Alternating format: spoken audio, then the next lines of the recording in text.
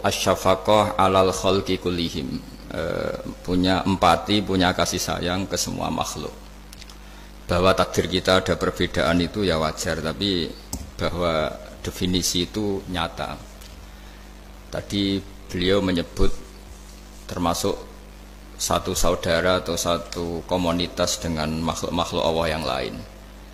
Pernah suatu saat Nabi memuji ada seorang nakal itu, diterima tobatnya Allah karena di jalan ketemu anjing, kemudian ngasih minum anjing itu dan Allah mengampuni. Meskipun secara hukum usul fikih tidak bisa digeneralisir, misalnya kalau minumin anjing 1 surga, kalau 100 tambah surga. Nanti lupa minumin manusia gara-gara kebanyakan minumin anjing gitu. Tapi apapun itu faktanya ada cerita di hadis seperti itu. Kemudian menyangkut komunitas internasional yang beberapa diantaranya tentu beda agama, beda keyakinan. Saya mau membacakan cerita di kitab Ar-Risalah Al-Qushairiyah. Jadi saya hanya membantu referensi-referensi yang diajarkan guru-guru kita.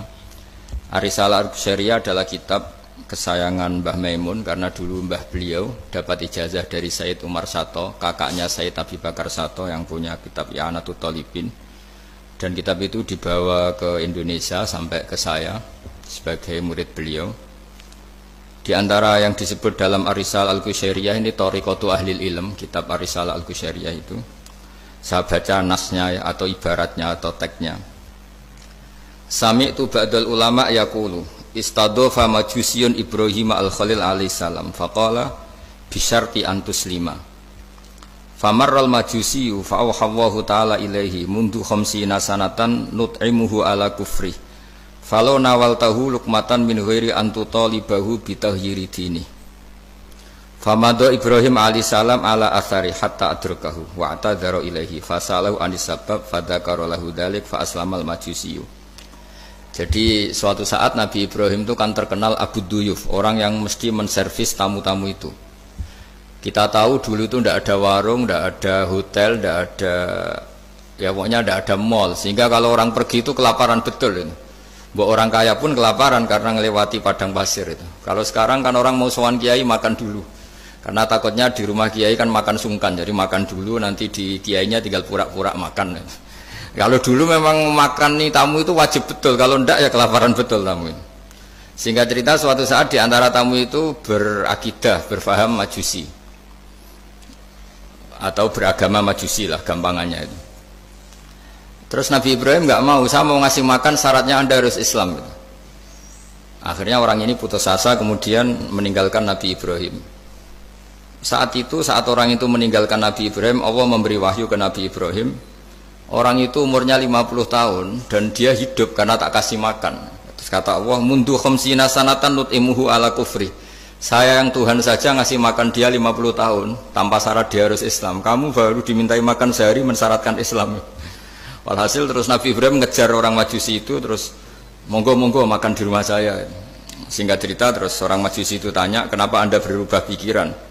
Terus Nabi Ibrahim cerita bahwa beliau ditegur Allah kemudian harus melakukan itu. Jadi cerita-cerita seperti itu banyak.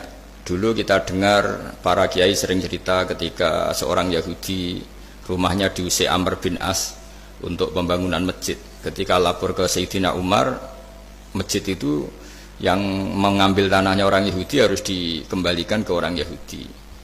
Dulu guru-guru kita juga sering cerita Sayyidina Ali itu pedangnya dicuri sama orang Yahudi.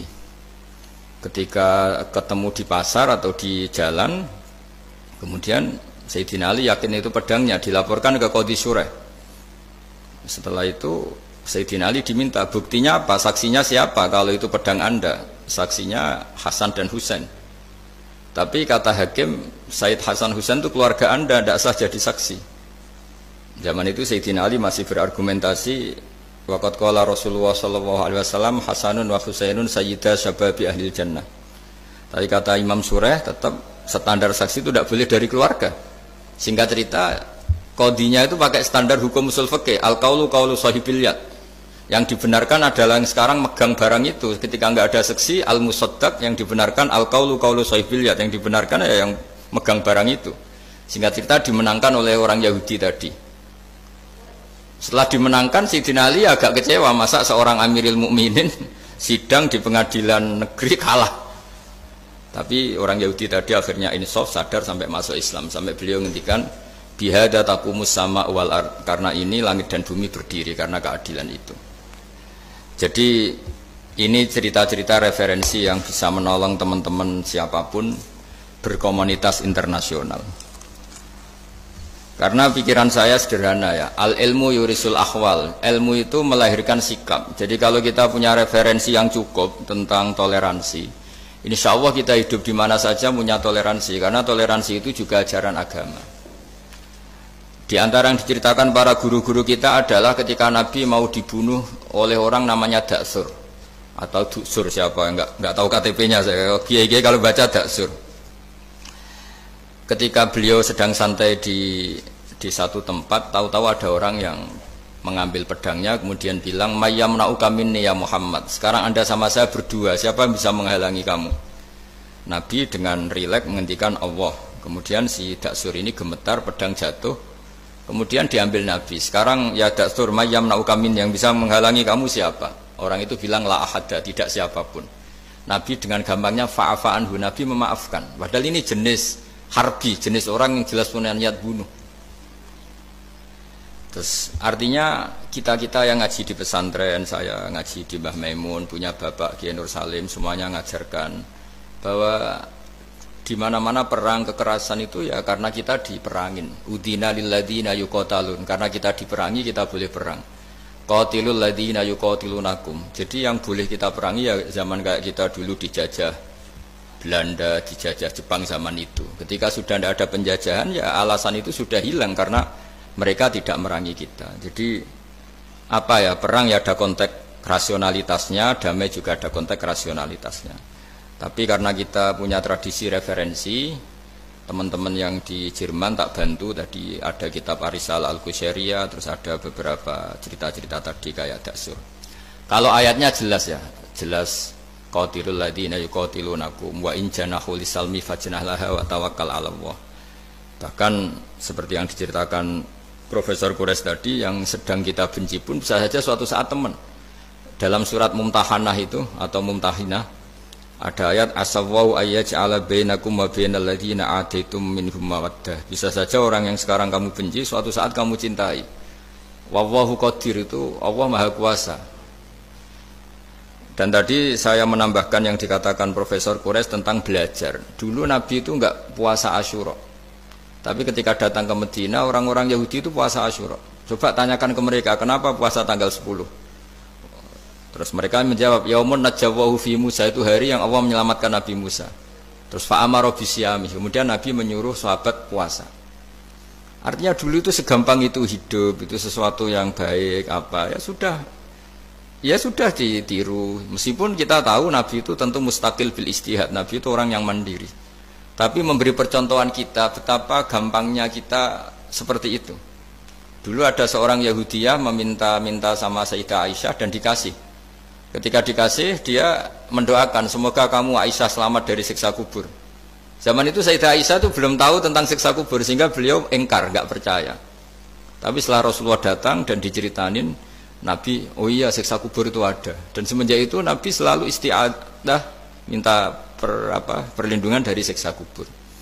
Jadi dulu di komunitas-komunitas beda agama sesuatu yang benar ya dibenarkan. Makanya kaidah umum dalam interaksi antar agama itu la tusaddiquhum wa la tukadzibuhum, ya kamu jangan bilang iya, jangan-jangan enggak, ya jangan bilang tidak, jangan-jangan iya. Jadi aturan ilmunya jelas la tusaddiquhum wa la tukadzibuhum. Ya artinya sesuai referensi ilmu lah, kira-kira begitu.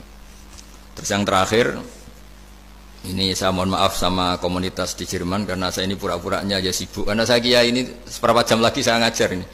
Nanti kalau saya tidak ngajar di sini yang ngundang agak-agak dosa. Jadi supaya sama-sama tidak dosa, ini saya ya nuruti jenengan. Tapi ya karena saya ngajar ini juga yang datang orang macam-macam. Ada yang Kalimantan, Sumatera mau ngaji di sini. Ini seberapa jam lagi saya ngaji Sahih Muslim.